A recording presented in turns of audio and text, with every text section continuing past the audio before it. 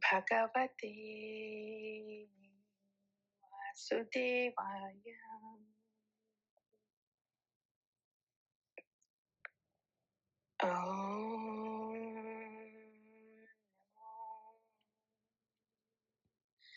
Bhagavate Vasudevaya.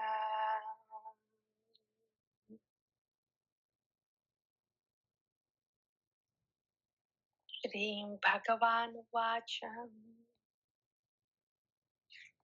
Avrutam Jnanametena Jnanino Nityavairina kāma-rūpeṇa kaunteya duṣpūreṇānalena cha. 3.39. Avrutam jnanametena jnanino nityavairina kāma-rūpeṇa kaunteya duṣpūreṇānalena cha.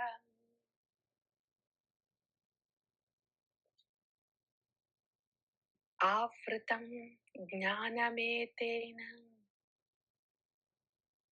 jnanino nityavairina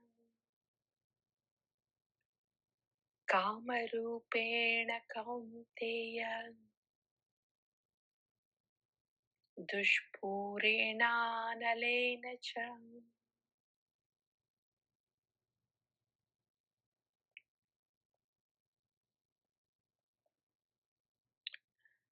So, Shri Bhagavān Vacha. After Shri Bhagavān has stated that one has to perform their karma, their naimittik karma, as an offering to Bhagavan and as an offering to Vishnu. Otherwise, it will be coming an entanglement. One is forced to perform karma. And even if one is not forced to perform karma and is beyond mode, still they have to set an example and perform karma. Naimittika karma is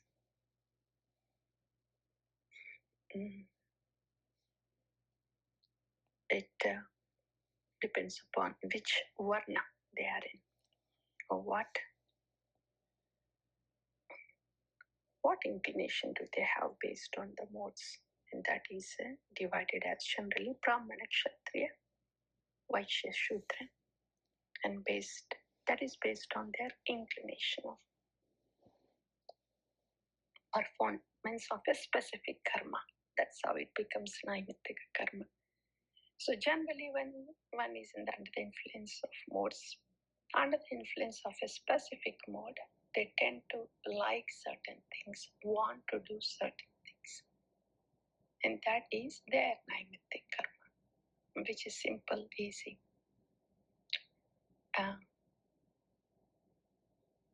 But we have heard a Sharanagata Bhakta, soul surrendered to a Guru for the seva of Kṛṣṇa. The rules are very much different there. There are no rules that guide somebody who is under modes. For a soul that is taking the shelter of Adhyatmika Shakti is beyond the modes. That's a different realm. Whole different realm. So for that kind of soul which is in the zone of Sharanagati, then anything is possible for that soul. Mukam karoti vachalam pangum langayate girim. Generally, a lame person cannot cross the mountain. But for a soul surrendered to Guru for Kṛṣṇa, it is the Adhyatmika Shakti that makes this lame person cross the mountain. So like that, for a soul surrendered, anything is possible, because for a surrendered soul, when an instruction comes, in the instruction is the strength. In the instruction is the Sandhini Shakti that makes the soul. In the instruction is the Sandhini Shakti that made it possible already, whatever that instruction is. And it's the disciple that just stays in Sandhini Shakti and witnesses it. Karishye vachanam tava. You just become nimitta matram bhava savyasachi. When Bhagavan said that, means the Bhagavan already did it.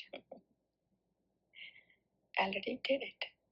Like that. So for a soul who is in the Adhyatmik Shakti, it's all the proceedings of Adhyatmik Shakti, the Sandhini Shakti.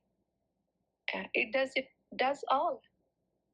And a soul surrendered to Adhyatmika Shakti, Sandhini Shakti, simply witnesses it, bowing down. Like that. So there is no specific Naimatika Dharma for a surrendered soul. Whatever the instruction is, that becomes the Dharma. That we have heard. And then Arjuna asked, oh, so Naimatika Dharma, then if I'm Kshatriya, what is it that stops a person from doing their Dharma, Naimatika Dharma in this world? Then Bhagavan says it's Kama. It's the lust, Arjuna. He said it is all devouring, Mahashano, Mahapapma. This thing called lust is a big force, a strong force.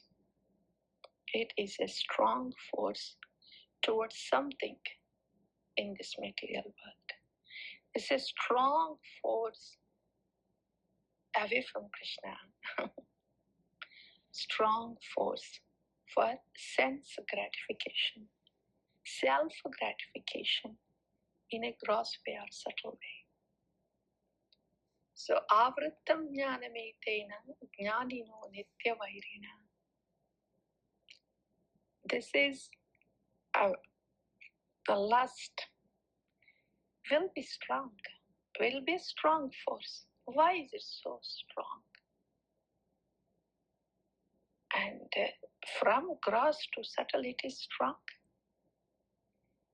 Even if it's a force towards a body, force to wanting a thing in this world. But this lust force is so strong away from Kṛṣṇa. Why is it so strong? Because this force is actually meant for Kṛṣṇa. This is the kind of force that the pure devotees have for Kṛṣṇa. For Kṛṣṇa. For Kṛṣṇa, this is the kind of force. By default, they have it for Kṛṣṇa, like a conditioned being in this world. By default, the thought process is, I want this. How can I have this from this world, the thing, the person, whatever? Want this. Because it gives them happiness. That enjoying tendency. So that want for self-enjoyment. Oh, such a pitiable condition. It is supposed to be, I want Kṛṣṇa so I can see him happy. That is love. I want such a strong want that the gopis have so I can see him happy. They don't care if they're going to hell. I want to see Kṛṣṇa happy.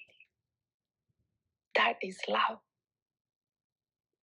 I want to see that I am happy is lust.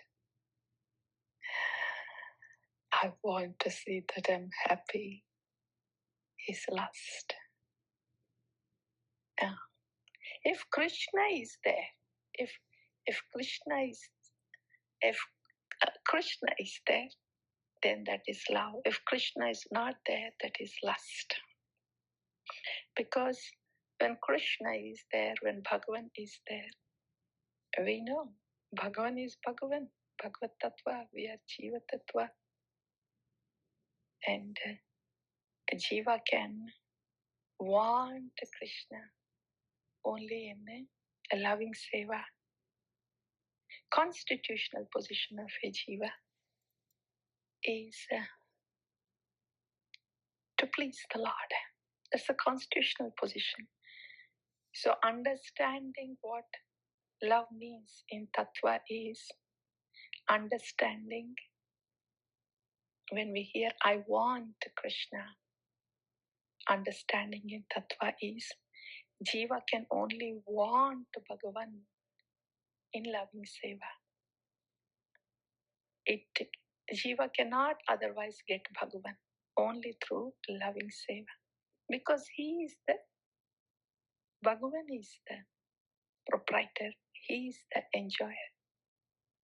Jiva's enjoyment is dependent on Bhagavan. Unless Bhagavan is happy, Jiva cannot be happy. Yasmin tushte jagat tushtam. Jagat cannot be tushta unless Bhagavat is tushta. This is Tattva. So when we hear, I want Kṛṣṇa, based on Tattva, I want Kṛṣṇa to be happy. Yasmin tushte jagat tushtam. So that is love. Avrutam jnanametena jnanino nityavaina. So this lust, kāma-rūpeṇa kaunteya duṣpūreṇānalena. If at all there is enemy to anyone, it is only one's lust. And there is no external enemy outside. No external enemy outside. No external limitations. Nothing outside. Only one enemy is lust. That force that goes away from Kṛṣṇa. That force that wants self-enjoyment, self-gratification. That is the only enemy. But our constitutional position is towards Kṛṣṇa with full force and dependence. Our constitutional position is full dependence on Kṛṣṇa. For yasmin tushte, and only then we can be tushta. Jagat can be tushta.